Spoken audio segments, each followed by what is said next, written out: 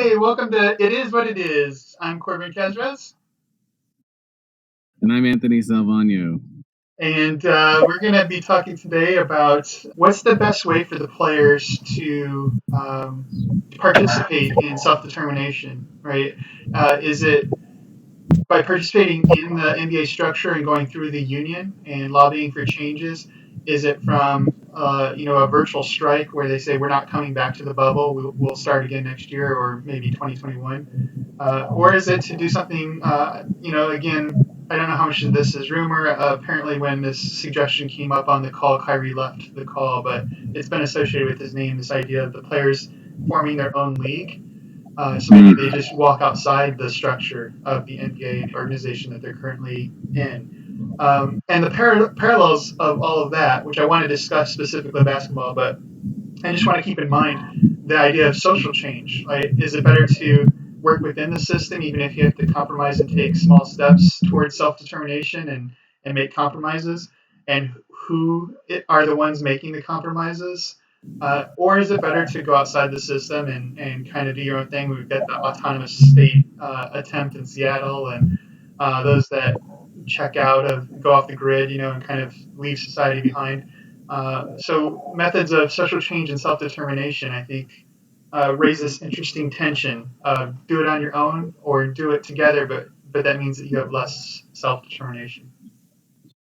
Basketball, philosophy, pop culture, whatever, the question that's kind of motivating our conversation today is based on the talks that Kyrie Irving had with the players and some of the leaks about whether there's dissension in the union and what it means for players to determine their return to basketball, whether they get to choose in the bargaining process within the NBA or start their own league, which was one of the rumored suggestions.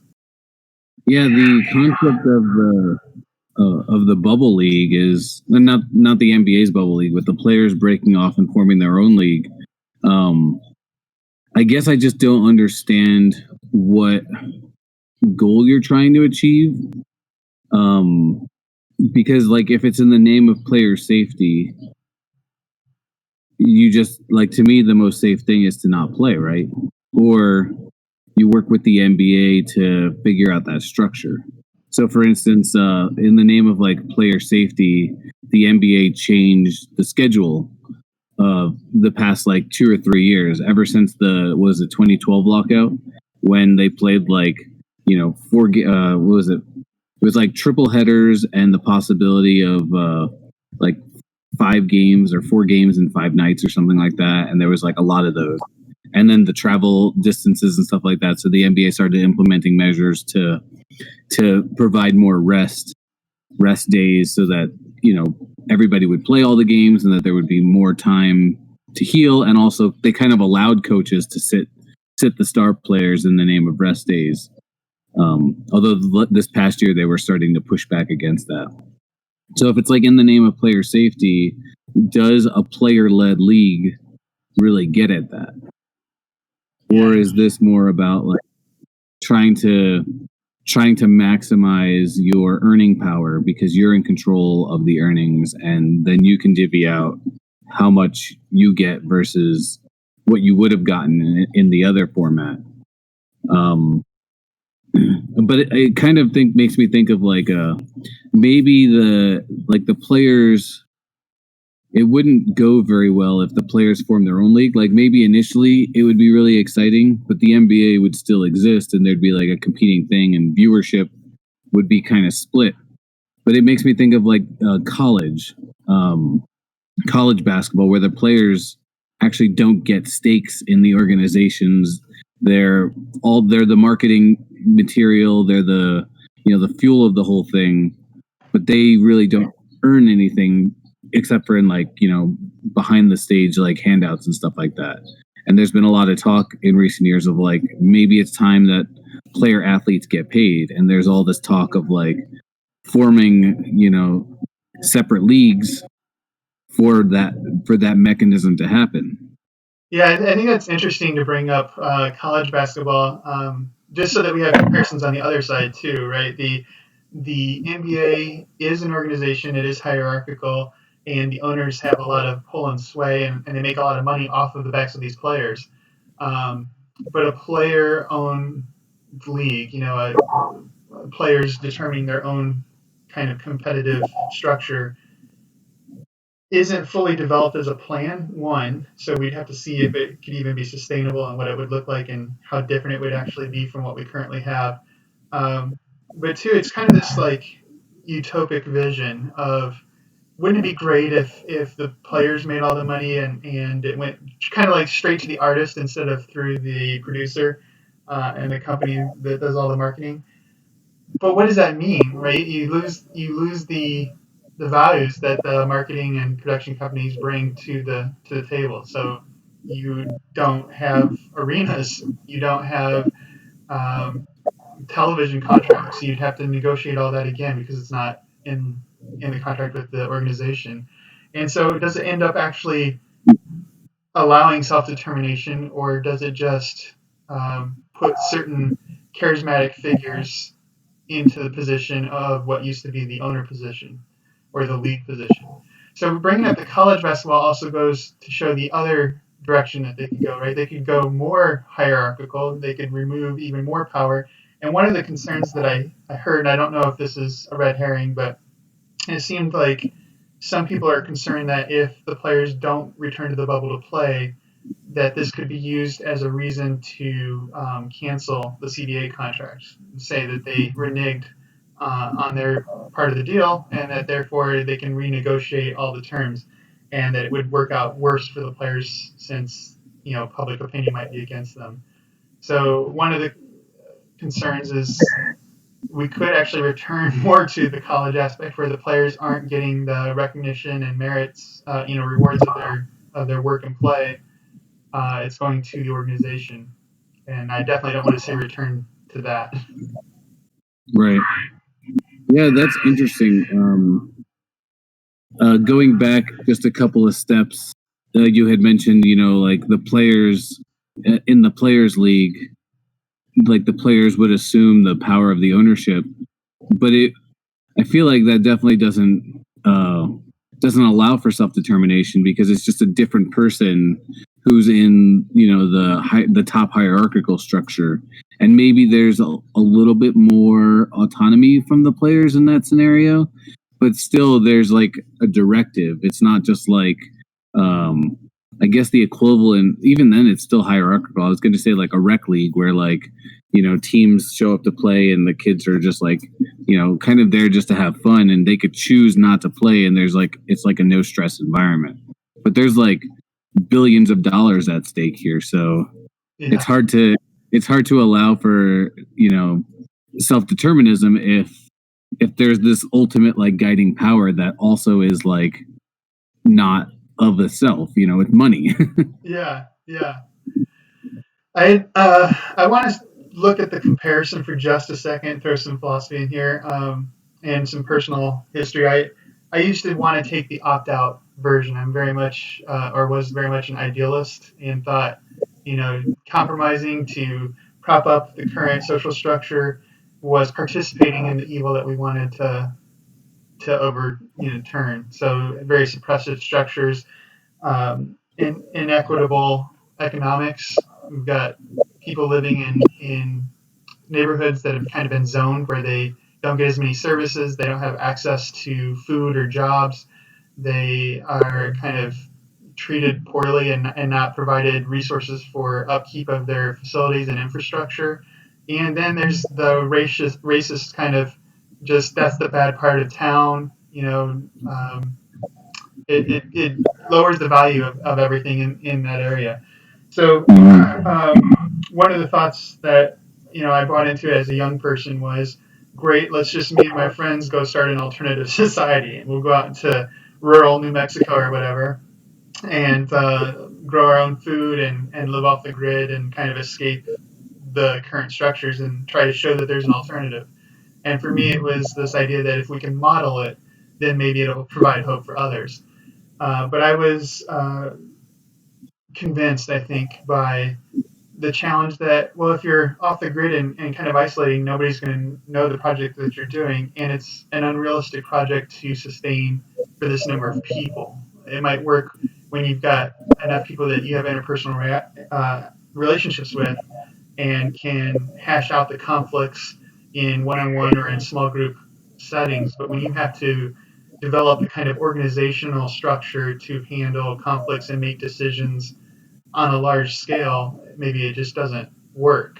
And so our alternatives end up being unravel society completely into smaller units and lose all the advantages of a global society, um, or figure out some kind of other way of promoting change and progress in a global society that has to make compromises and accept the facets of this sort of society that have already historically been embedded with all these oppressive and racist kind of elements. Yeah, I think that's a really good point. And maybe I'm selling the players short here by just saying that like they're creating a new structure that will just kind of emulate the original structure, but maybe they've had discussions in mind where they're talking about a whole new system that's more equitable for the whole and not just for the few, power players. And that would be, honestly, probably way better. I wonder if the ability to negotiate in these contracts with the union by participating in the bubble. Some of the things that have come out about the terms is that the players have an option to not return. They can tell their teams, I think, by the 24th whether they're coming or not. And if we as fans can respect and promote that kind of self determination of whether they participate or not, maybe that enables some kind of growth and work within the organization. We don't need an alternative as so long as we, the fan, recognize that we're responsible for whether or not self-determination works. If we penalize players by saying, well, you chose not to come, so I don't respect you as a player anymore, or I don't think you should get paid as much, I think there's the problem, right? It's with us, not within the league itself. Right. And I guess the other point that I wanted to make was kind of a tangent slash analog with the Black Lives Matter movement. And this whole outcome now in the aftermath is this concept of defund the police, which, taken at face value, people are reacting very negatively towards, because to them, defund the police means like completely disband and have zero policing force. And maybe that's like not possible, because there's always going to be some sort of like law enforcement agency, whether you call it the police or not. But this concept of defunding the police, in the the most literal meaning is like just remove some of the budget and apply that budget to other organizations that are better equipped to handle those kinds of issues. And that's not a huge flip on the structure. And maybe the players have something more like that in mind, where it's like we're not necessarily like turning a capitalist league into a communist league, but we're thinking like, how can we more equitably allocate salaries, allocate health safety standards throughout the organization, so that those gaps that we talked about in the beginning, they're more in service of the players and not just like the owners and the LeBron level talent. Yeah, yeah, I like it, and I think that's a good point. We're coming up close to our time, so let's end with something a little bit more lighthearted. Who do you think will thrive in this bubble environment? Do you think it'll be a team that's already kind of high in the power rankings, or do you think there'll be some kind of surprise team or player that emerges as benefiting from this alternate structure? Man, that's hard to say, because I don't like, you haven't heard any news about like what players' workout regimens have been. Or this hasn't been like a summer of free agency kind of news cycle. It's been like darkness for the month of like March, and then there was like some conversations about the bubble league coming up in April, and only now are we hearing about these ideas of players working out and stuff like that. Like Giannis said that he didn't even have access to a basketball hoop for like the whole summer until he started being able to get access to the Milwaukee Bucks facility. So I would hope that we're still back on that career trajectory of LeBron versus Giannis in the finals, because I think that would be really a really good watch. But I'm kind of rooting for like underdogs, like maybe the Utah Jazz can finally like get it together. Although there was like a lot of turmoil right when COVID happened. Right. Um, along those lines, I think that the surprise team could be someone like Denver instead of Utah. I've been hearing reports about Jokic has like beefed up. He's the opposite of Giannis right now. Like he beefed up during this time and lost a lot of weight, but it turned all in muscle mass. And so that'd be interesting to see if he's a lot more agile and if that makes a difference for their young team. And then I think the Sixers could surprise us if they're not. I mean, they're historically a horrible road team, typically only good at home. But I don't know why that is. Right? Is it something about playing in front of the Philly fans, in which case not having fans at all will be disastrous for them, or is it something about travel itself and the logistics, maybe the personalities on the road messes up with the team chemistry. So maybe if they're in one place for several weeks, couple of months, maybe that gets rid of that concern, and all of a sudden they're a tight unit for the 2 month run of going to the finals. Like I could see Simmons and Embiid suddenly being a powerhouse if they can get over their road issues.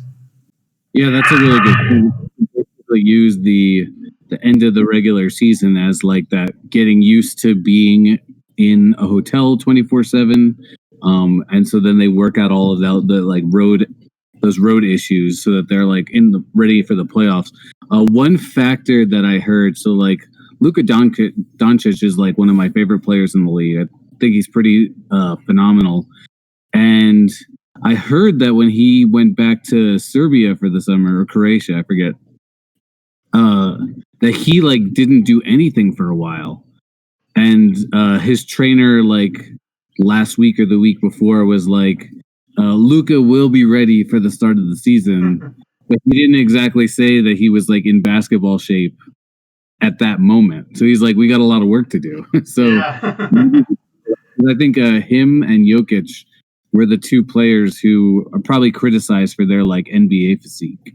Right. Like they're not fat people, but they're definitely not in like the super slim 2% body fat realm that most of the other NBA players are in. Right. Right. And I used to think that that was an inflated criticism of Jokic, but this year I did feel like he had put on even more weight and was looking pretty slow on the court. So if he has taken this time to focus on his physique and become more agile, I'll be interested to see how that plays out.